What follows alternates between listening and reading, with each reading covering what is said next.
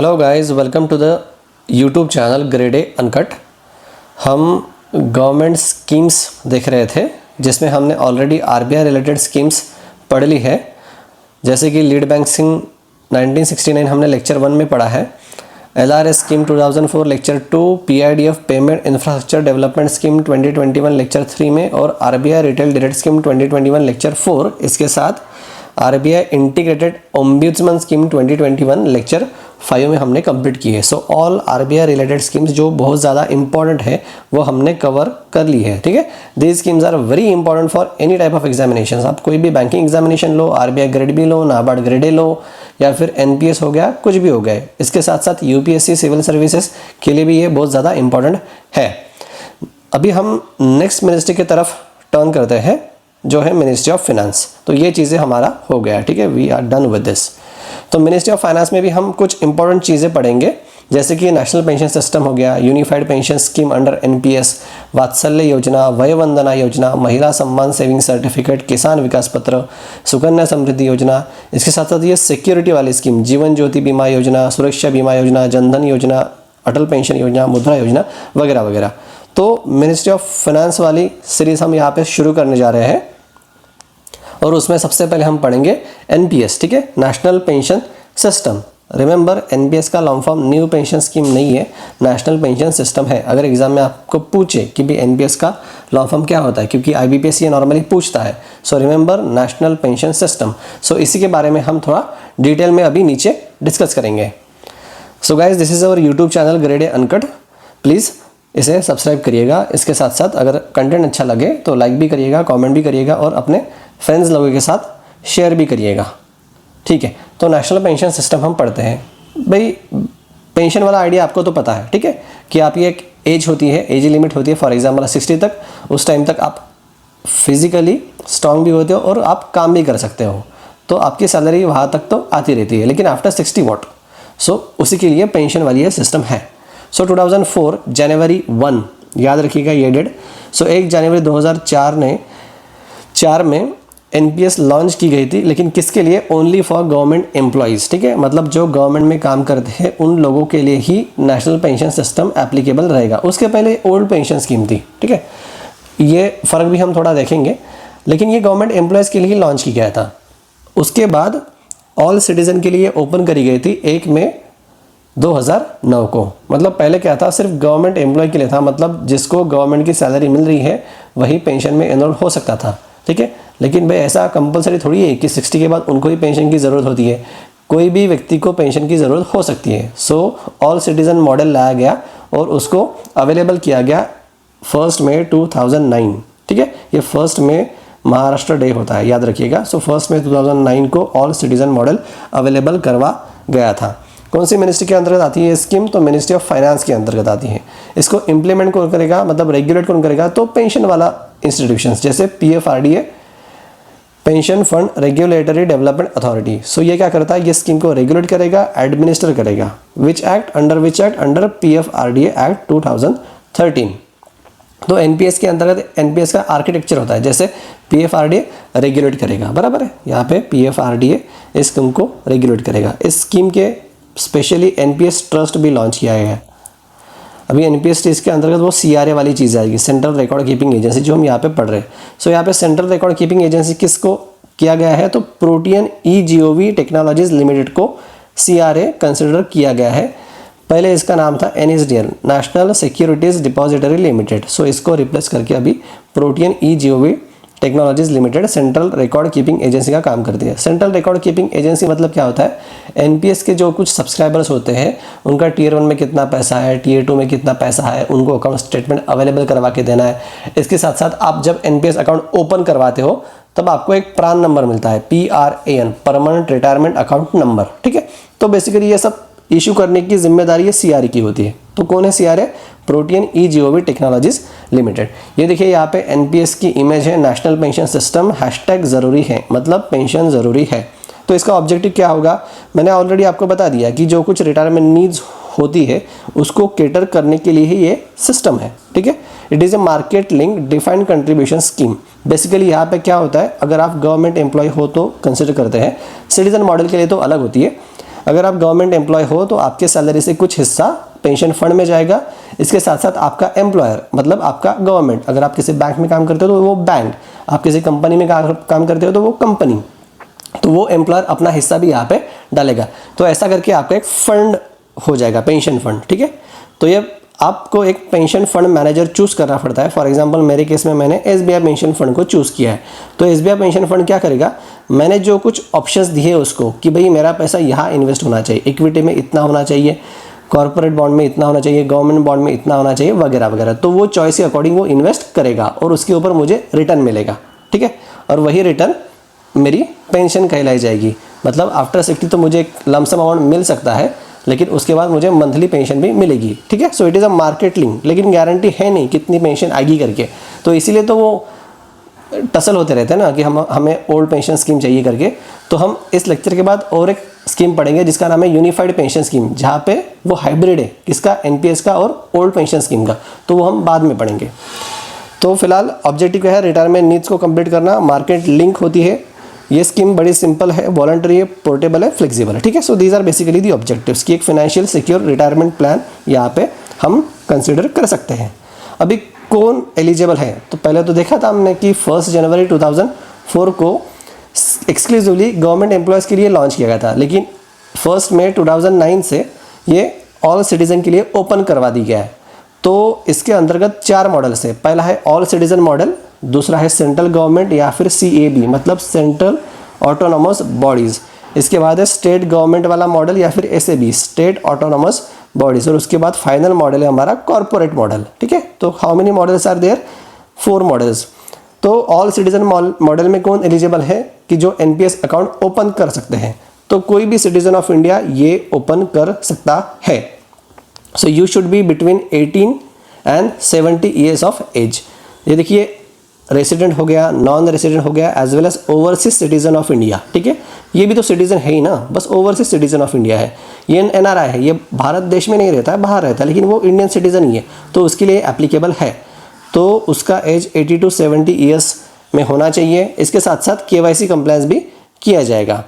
यहाँ पे याद रखिएगा, हिंदू अनडिवाइडेड फैमिली और पर्सन ऑफ इंडियन ओरिजिन, ये इंडियन सिटीजन होते क्या, नहीं, ये पर्सन ऑफ इंडियन ओरिजिन है, लेकिन फॉर एग्जाम्पल US के सिटीजन हो सकते हैं या फिर ब्रिटेन के सिटीजन हो सकते हैं। So these citizens are not eligible for subscribing to NPS। NPS is individual pension account, ठीक है, and cannot be open on behalf of third person. ये इंडिविजुअल अकाउंट रहता है, ये जॉइंट अकाउंट भी हम ओपन नहीं करवा सकते। एक अकाउंट एक बेनिफिशियरी रहेगा यहाँ पे, और थर्ड पर्सन के बिहाफ पे भी ये ओपन नहीं करवा जाता है। तो ऑल सिटीजन मॉडल हमने देख लिया, मतलब कोई भी सिटीजन NPS में पैसा हमारा इन्वेस्ट करेगा अपना, उसके बाद उसको रिटर्न के बेसिस पे पेंशन मिलती रहेगी। दूसरा मॉडल है सेंट्रल गवर्नमेंट एम्प्लॉय के लिए या फिर सेंट्रल ऑटोनोमस बॉडीज़ के एम्प्लॉय के लिए। ये देखिए सेंट्रल गवर्नमेंट एम्प्लॉय के लिए कब इंट्रोड्यूस किया था, जनवरी 1, 2004, लेकिन ये आर्म फोर्सेस के लिए नहीं था। आर्म फोर्सेस के लिए अलग चलती है, आपको पता होगा, 1 रैंक 1 पेंशन वाली चीज़ें न्यूज़ में होती रहती है। So all central government employ joining on और after 1 January 2004 they are mandatorily cover under NPS scheme, ठीक है।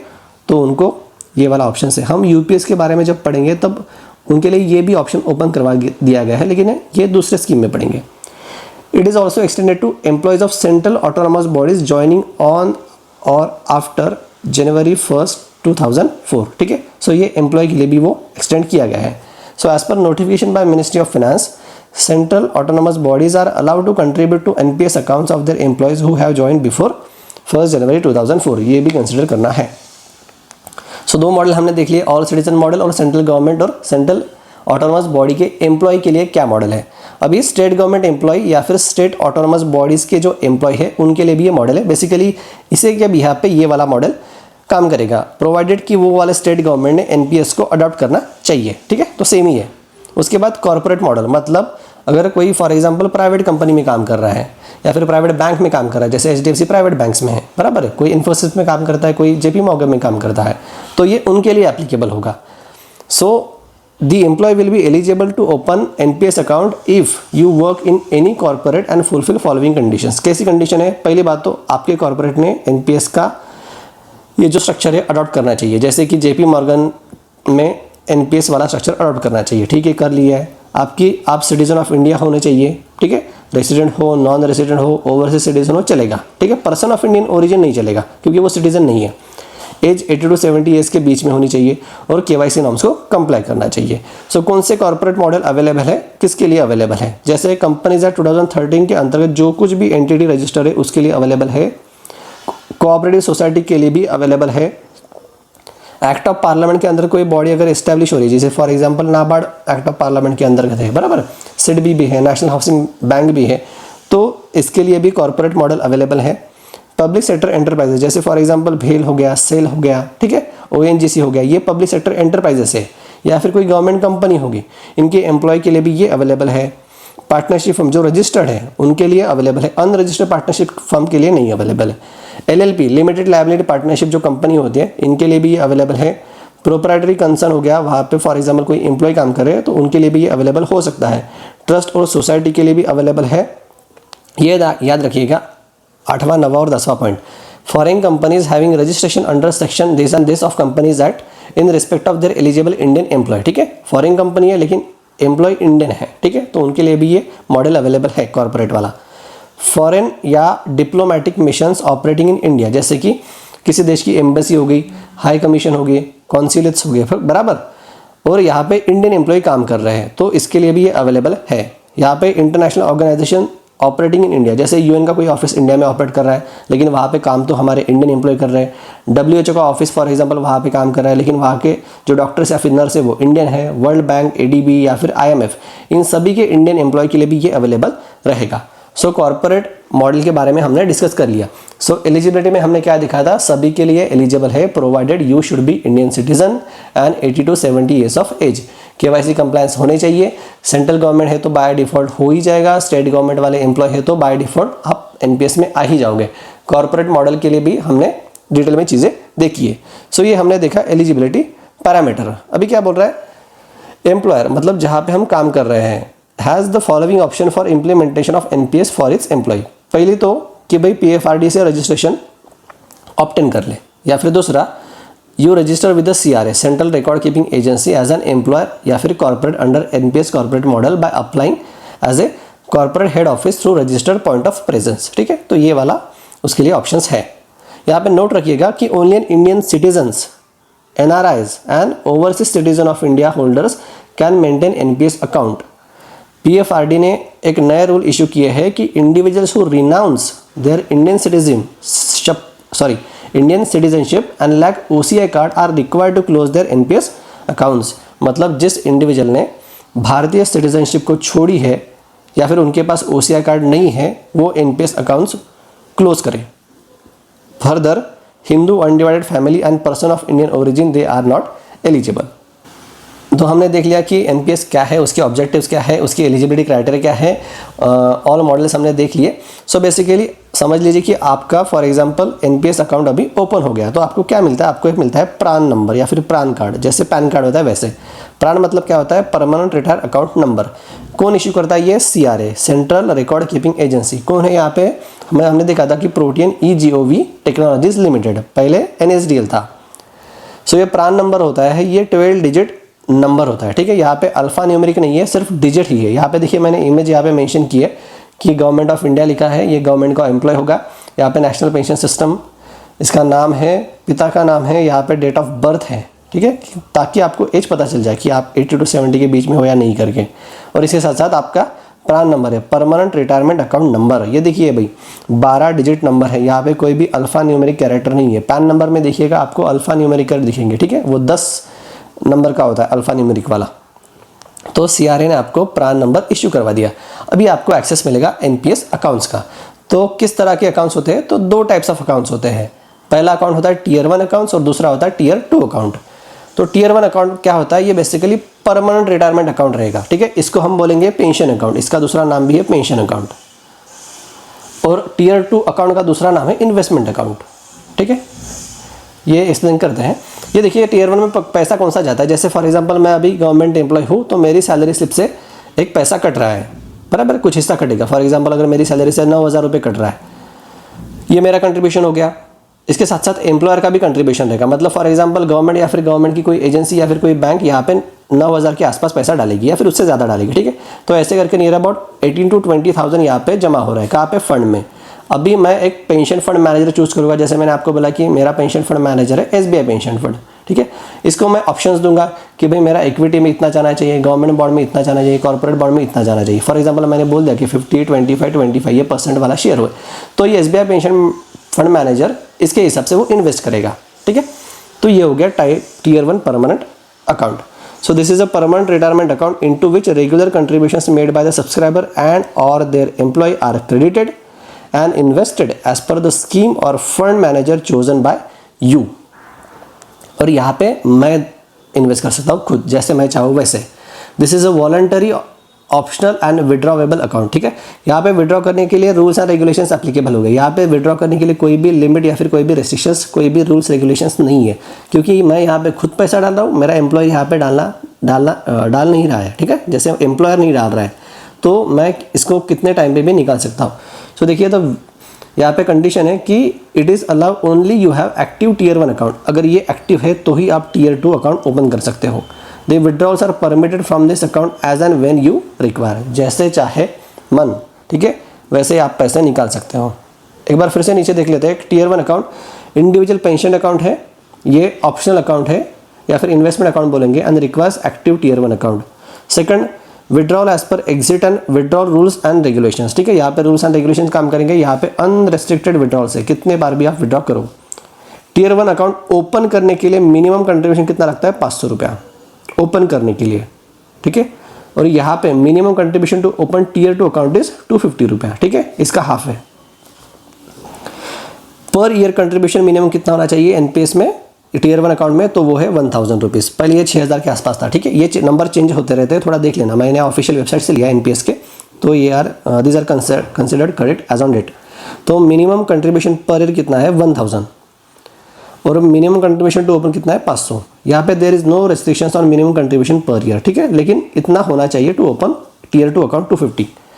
Annual maintenance charges are applicable, ठीक है, जैसे बैंक में होता है भी, ठीक है, कि मंथली एवरेज बैलेंस आपको मेंटेन करना होता है। यहाँ पे एनुअल मेंटेनेंस चार्जेस एप्लीकेबल रहेंगे। यहाँ पे no separate annual maintenance charges will be applicable, क्योंकि यहाँ पे तो ऑलरेडी भर ही रहे हो, ठीक है, और ये एक्टिव है तो ही आप ये अकाउंट ओपन करवा रहे हो, तो इसके लिए क्यों charges. So no separate AMC charges applicable. और यहाँ पे जो पैसा मैं डायरेक्टली स्विच कर सकता हूँ Tier 1 में। So any time switching to Tier 1 allowed. तो आपको समझ में आया Tier 1 अकाउंट और Tier 2 अकाउंट का फर्क क्या है, ठीक है। देख लीजिएगा, ये फैक्ट्स इज आर इंपॉर्टेंट, 500, 250, 1000 वगैरह। अभी मैंने आपको बोला था कि मैंने NPS को सब्सक्राइब कर लिया है, CRA ने मुझे प्रान नंबर दे दिया है, मेरे पास अभी 2 अकाउंट ऑप्शन है, Tier 1 अकाउंट ऑप्शन और Tier 2 अकाउंट ऑप्शन। अभी Tier 1 अकाउंट में जो पैसा है मेरा एम्प्लॉय का और एज वेल एज एम्प्लॉयर का कंट्रीब्यूशन, अभी वो कैसे इन्वेस्ट किया जा सके, किस एसेट क्लास में इन्वेस्ट किया जा सके, वो पढ़ते हैं। So we have to choose asset class as well as pension fund manager along with the percentage allocation to be done in each scheme. So ऐसे 4 एसेट क्लासेस हैं। Asset class E for equity, class C for corporate bond या फिर corporate debt, class G for government bond, and class A for alternate investment fund, ठीक है। So E for equity, C for corporate date, G for government bonds and A for alternate investment fund. तो यहाँ पे जो investment होगा वो equity में जाएगा, शेयर मार्केट वाला, ये कॉर्पोरेट बॉन्ड में जाएगा। फॉर एग्जांपल रिलायंस को अगर पैसा लग रहा है उधारी में, तो वहाँ पे हम इन्वेस्ट कर सकते हैं। यहाँ पे गवर्नमेंट बॉन्ड्स में इन्वेस्ट होगा, जैसे गवर्नमेंट सिक्योरिटी होगी, ट्रेजरी बिल्स होगी, बराबर। और यहाँ पे अल्टरनेट इन्वेस्टमेंट फंड में इन्वेस्ट हो जाएगा। ये हाई रिस्क फंड रहते हैं नॉर्मली। अल्टरनेट इन्वेस्टमेंट फंड में देखिए यहाँ पे CMBS MBS मतलब कंपनी मॉर्गेज बेस्ड स्कीम्स होती है, या फिर मॉर्गेज बेस्ड स्कीम्स है, या फिर real estate investment trust scheme हो गया, या फिर इन्विट्स हो गया, ठीक है, यहाँ पे इन्वेस्ट किया जा सकता है। लेकिन ECGA इसमें मैं कैसे इन्वेस्ट करूँ, मतलब पूरा का पूरा 100% मैं यहाँ पे इन्वेस्ट कर सकता हूँ Tier 1 में, तो नहीं, ऐसे कुछ नहीं है। तो यहाँ पे भी कुछ कंडीशन है, इन्वेस्टमेंट चॉइसेस है यहाँ पे, ठीक है। So while choosing the asset class, subscriber must note that for Tier 2 account, मतलब ऑप्शनल वाला account, you can allocate 100% to equity, क्योंकि मैं वो खुद इन्वेस्ट करना चाहता हूँ, ठीक है, क्योंकि वो मेरी चॉइस है। और फॉर Tier 1 अकाउंट यहाँ पे आपका पैसा एज वेल एज एम्प्लॉयर का पैसा रहेगा, you can allocate up to 75% to equity. So यहाँ पे इन्वेस्टमेंट चॉइसेस है। सो इन्वेस्टमेंट चॉइसेस में 2 चॉइसेस मिलती है, एक्टिव चॉइस और दूसरी होती है ऑटो चॉइस। ऑटो चॉइस हम नीचे पढ़ेंगे।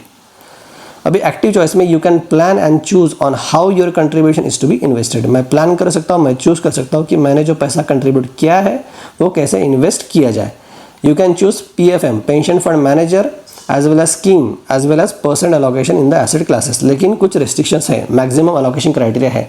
जैसे इक्विटी में मैं Tier 1 में अप टू 75% इन्वेस्ट कर सकता हूँ। जैसे फॉर एग्जांपल मेरा इन्वेस्टमेंट स्कीम है ECG, मैंने यहाँ पे 75 डाल दिए, मैंने यहाँ पे 15 डाल दिए, तो फिर कितने अभी बचे हैं, यहाँ पे 10 बचे हैं। ठीक है, तो ये वाला भी इन्वेस्टमेंट क्लास में चूज कर सकता हूँ, लेकिन मैक्सिमम कितना जाएगा, 75% तक ही जाएगा। So asset class is E up to 75%, C में अप टू 100%, क्योंकि ये भाई ये तो बॉन्ड है, इसमें पैसा मिलेगा ही। यहाँ पे भी अप टू 100% इन्वेस्ट कर सकते हैं गवर्नमेंट बॉन्ड में। लेकिन ये जो है अल्टरनेट इन्वेस्टमेंट फंड में this are high risk fund. ठीक है, पैसा आएगा या नहीं आएगा कोई गारंटी है नहीं। ठीक है, this are very volatile, very high risk. तो यहाँ पे अप टू 5% ही मैं इन्वेस्ट कर सकता हूँ। So maximum allocation for investment in A class कितना है, अप टू 5%। यहाँ पे नोट भी है, investment in asset class A is available only for NPS Tier 1 account. ठीक है, Tier 2 में तो आप इन्वेस्ट कर ही नहीं सकते हो। Tier 2 में सिर्फ आपके पास 3 ऑप्शन है, ECG। तो यहाँ पे हमने देख लिया कि मेरा प्रान नंबर ओपन हुआ है, Tier 1 अकाउंट, Tier 2 अकाउंट भी है। फॉर एग्जाम्पल मेरे पास Tier 2 अकाउंट में तो ओपन कर सकता हूँ, ऑप्शनल है, लेकिन Tier 1 तो मैंडेटरी रहेगा, मेरा अकाउंट रहेगा। मैंने पेंशन फंड मैनेजर चूज कर लिया है। इसके साथ साथ मेरे पास अभी चॉइस है, active choice as well as auto choice. Active choice में मैं डिसाइड कर सकता हूँ कि मेरा पैसा कितना जाए, सब्जेक्ट टू रिस्ट्रिक्शंस, जो हमने देखा कि इक्विटी में अप टू 75% ही इन्वेस्ट कर सकते हो। कॉर्पोरेट बॉन्ड या फिर गवर्नमेंट बॉन्ड में आप अप टू 100% इन्वेस्ट कर सकते हो, और अल्टरनेट इन्वेस्टमेंट फंड में आप अप टू 5% इन्वेस्ट कर सकते हो। लेकिन अगर किसी को वो समझ नहीं है कि मुझे कितना इन्वेस्ट करना चाहिए, क्योंकि मार्केट की भी जानकारी होनी चाहिए, सो NPS ट्रस्ट हमें ऑटो चॉइस ऑप्शंस भी देता है। ठीक है, मतलब आप ये स्कीम में करिए, यहाँ पे प्री डिफाइंड कंट्रीब्यूशन रहेगा, वो वाला पैसा उसके अकॉर्डिंग इन्वेस्ट होता रहेगा। So NPS offers an easy option for you to invest in a life cycle fund in which proportion of funds invested across 3 asset classes that are determined by predefined portfolio and would change as per your age। so age के according change भी होगा, जैसे जैसे as बढ़ती जाएगी equity वाला contribution धीरे धीरे कम होते जाएगा। पढ़ते हैं, as age increases your exposure to equity and corporate debt tends to decrease under auto choice option depending upon the risk appetite। there are 4 different options। auto choice के भी 4 different options है। पहला है aggressive choice, low risk, moderate risk और high risk. सो 4 auto choice life cycle options कौन से हैं? पहला है हाई रिस्क, दूसरा है मॉडरेट रिस्क, उसके बाद लो रिस्क, उसके बाद वेरी हाई रिस्क, जिसको हम बोलेंगे अग्रेसिव। ठीक है, सो ये life cycle 75, life cycle 50, life cycle 25 ऐसा दिया गया है। 75 मतलब क्या होता है कि यहाँ पे मैक्सिमम इक्विटी एक्सपोजर कितना होगा, अप टू 75% इक्विटी मैं इन्वेस्ट कर सकता हूँ, बराबर।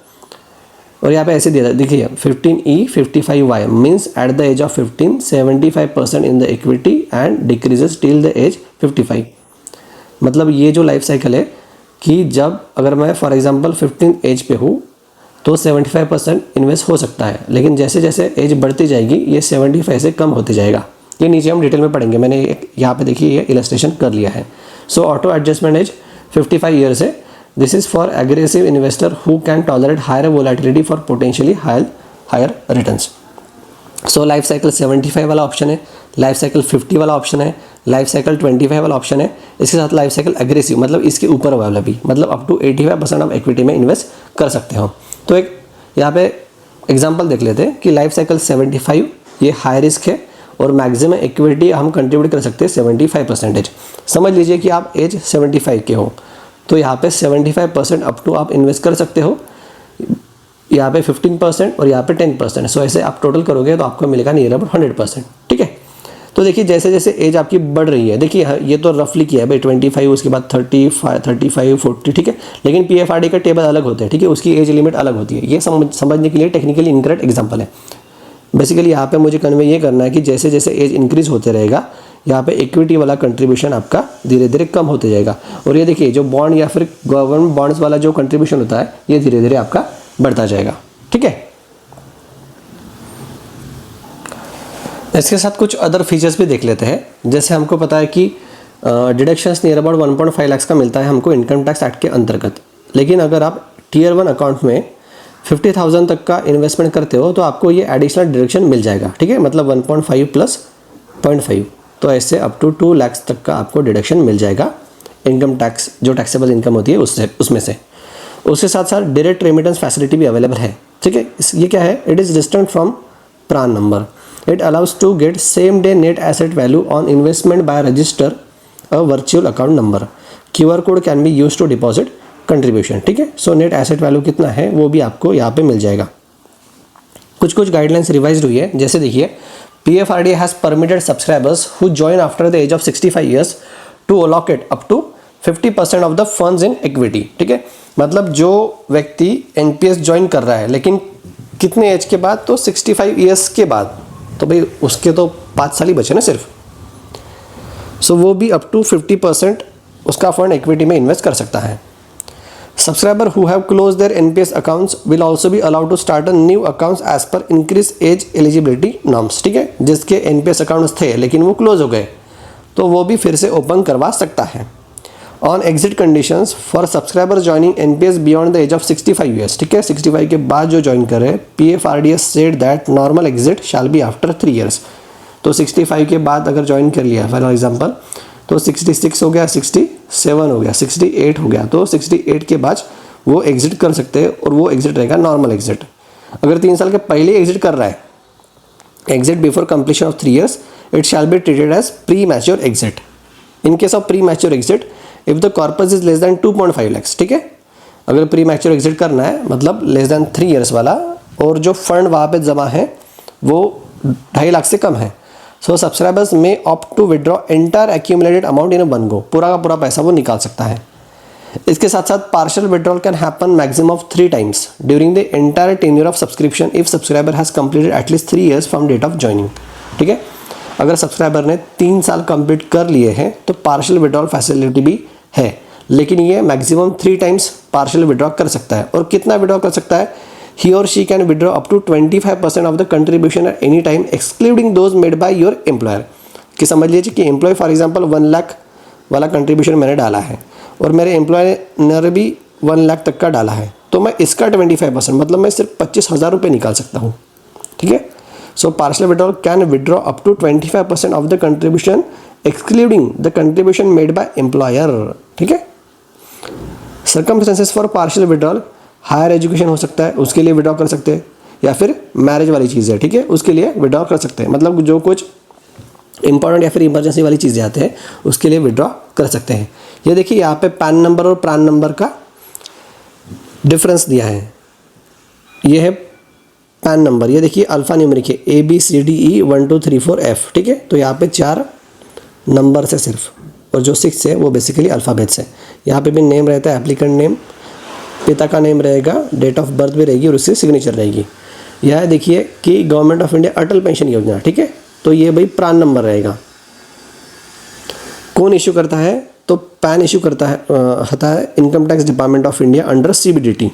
और ये कौन इशू करता है, issue bye national Pension system trust and regulated by PFRDA। हमने देखा था CRA, central record keeping Agency का काम होता है वो। Who needs it, essential for Indian citizen including foreign nationals conducting financial transactions in India, and this is exclusively for the individuals enrolled in NPS making it relevant mainly for retirement focused investors। कैसे दिखते हैं भाई, ये 10 characters होते हैं, ठीक है, alpha numeric, और ये होता है 12 डिजिट का सिर्फ नंबर वाला numeric code. So how are they used, it is required for various financial non financial transactions including opening bank account, buying property, even getting mobile connection. But ये वाला strictly for managing pension contribution and withdrawal under NPS। Can they be transferred, ये भी permanent है, नाम ही permanent है। और यहाँ पे it is manage by PFRDA focusing on pension fund administration, ठीक है। ये पोर्टेबल है। अगर फॉर एग्जांपल आज अगर आप किसी बैंक में काम कर रहे हो और कल जाके कहीं और जगह काम कर रहे हो तो प्रान नंबर सेम ही रहेगा, सो वो तो पोर्टेबल है ही। अभी हम स्कीम को रिवाइज कर लेते हैं थ्रू मल्टीपल चॉइस क्वेश्चंस, ठीक है। देख लेते हैं। Consider the following statements regarding national Pension system. It was launch on January 1st 2004 for all citizens of India. Wrong है भाई, ये तो ये वाले डेट को लॉन्च किया गया था लेकिन exclusively for government employees. All citizen के लिए 2009 1 मई में ये लॉन्च किया गया था, ठीक है, या फिर एक्सटेंड किया गया था, सो ये है wrong. It is administered and regulated by PFRDA, बराबर है भाई, PFRDA उसको एडमिनिस्टर रेगुलेट करता है। Central record keeping Agency for NPS is Protean eGov Technologies Limited, ये भी बराबर है। सो कौन से करेक्ट है? 2 and 3 only. Who among the following is are eligible to open NPS account under all citizen model? A 17-year-old Indian citizen, नहीं भाई, ठीक है, हमने देखा था एज एलिजिबिलिटी 18 to 70 है। NRI non resident Indian, yes he is eligible. Hindu undivided family not eligible. Overseas citizen of India, yes eligible. So ये वाला एलिजिबल और ये वाला एलिजिबल, मतलब 2 and 4 only. With reference to tier 1 and tier 2 accounts under NPS consider following statements. Tier 1 account is mandatory open tier 2 account, बराबर है भाई, tier 1 के बिना टीयर 2 ओपन नहीं हो सकता है। Minimum annual contribution for tier 1 account is 1000, ये भी बराबर है। एनुअल कंट्रीब्यूशन पूछा है, ठीक है। अकाउंट ओपन करते वक्त कितना रहेगा टीयर 1 के लिए? 500 रुपया, और टीयर 2 को ओपन करते वक्त कितना रुपया था? 250 रुपया minimum. Withdrawals from tier 2 account are unrestricted, बराबर बराबर है भाई, टीयर 2 अकाउंट है ना भाई, उसका विड्रॉल्स तो अनरेस्ट्रिक्टेड है। सो ये भी बराबर। So answer 1, 2, 3। What is a maximum permissible equity exposure asset class E for a subscribers tier 1 account? तो टीयर 1 अकाउंट में इक्विटी में मैक्सिमम कितना एक्सपोजर हो सकता है? तो वो है कितना था? 75%। Under auto choice life cycle fund what happens to the equity exposure as subscribers age increases? मैंने बोला था कि सब्सक्राइबर की एज जैसे जैसे बढ़ेगी उसका इक्विटी वाला कंट्रीब्यूशन वैसे वैसे कम होगा। सो इट रिमेन्स कांस्टेंट, नहीं। इट इंक्रीजेस प्रोपोर्शनली, नहीं। इट टेंड टू इंक्रीज, ठीक है, सी इज द आंसर। उसके बाद D remit facility in NPS is primarily design to allow premature exit from the scheme, नहीं। It enable subscriber to get same day net asset value on their investment, ये वाला बराबर है। It provide loan against NPS corpus, नहीं। Convert tier 2 account into tier 1, ये भी नहीं। So answer is B. An additional tax deduction of up to 50K under section 80 CCD 1B of Income Tax Act is available for investment made in which account? So वो tier 1 account में अगर आप 50,000 तक invest करते हो तो up to 50,000 तक आपको डिडक्शन ऐड होगा, मतलब 1.5 लाख में 0.5 लाख ऐड हो गए, अप टू 2 लाख तक का डिडक्शन आपको मिल सकता है। सो कौन से अकाउंट में? ओनली टीयर 1 अकाउंट, ठीक है। टीयर 2 अकाउंट तो यार विड्रॉ कर सकते हो ना आप, ठीक है, ये तो नॉन विड्रॉएबल है, तो tier 1 account is the answer. According to revised PFRDA guidelines what is the maximum equity exposure permitted for a subscriber who joins NPS after the age of 65, ठीक है। तो 65 के बाद भी ज्वाइन कर रहा है, लिमिट क्या है? Normally 80 to 70 age. तो यहाँ पे देखिए भाई 65, इसके बाद तो सिर्फ 5 साल ही बचे ना, ठीक है। तो यहाँ पे भी वो मैक्सिमम 50% तक पैसा इक्विटी में डाल सकता है, मतलब शायद उसको रिटर्न अच्छा मिल सकता है, बी। उसके बाद now for a subscriber joining NPS after the age of 65 what is the minimum period after which a normal exit is permitted? तो ये बंदे ने 65 के बाद ज्वाइन कर लिया है, तो नॉर्मल एग्जिट 3 साल के बाद होगा उसका। अगर बिफोर 3 साल है तो उसको बोलेंगे premature exit. So answer is B, 3 years। उसके बाद पढ़ते हैं हम 10वां question. Under what circumstances is partial withdrawal from NPS tier 1 account permitted? ठीक है, टीयर 1 अकाउंट से पैसा निकालना है और पार्शियल विड्रॉल होना चाहिए वो। So for a higher education of a subscriber children, बराबर है भाई, मेरे बच्चे के लिए अगर हायर एजुकेशन की नीड है, मेरे पास पैसा नहीं है, तो टीयर 1 अकाउंट से मैं निकाल सकता हूँ। लेकिन हमने बोला था कि 25% तक का मेरा कंट्रीब्यूशन ही अप टू निकाल सकते हैं। For a marriage of A children, बराबर है, मैरिज के लिए भी ये निकाल सकते हैं। After the subscriber has completed at least 5 years from the date of joining, at least 5 years नहीं, एटलीस्ट 3 years था। सो ये wrong. So 1 and 2 answer. What is the maximum number of times a subscriber is permitted to make partial withdrawal? तो 3 times, ठीक है। So B. The aggressive life cycle fund under auto choice option allows a maximum equity exposure of what? तो auto choice option हमने देखे थे, 4 option थे। High risk हो गया, मॉडरेट रिस्क हो गया, लो रिस्क हो गया, उसके साथ साथ अग्रेसिव रिस्क हो गया।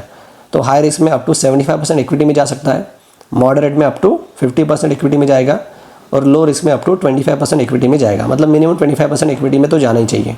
अगर एग्रेसिव रहा तो कितना जाएगा? अप टू 85% इक्विटी में इन्वेस्ट कर सकते हैं। So answer is C.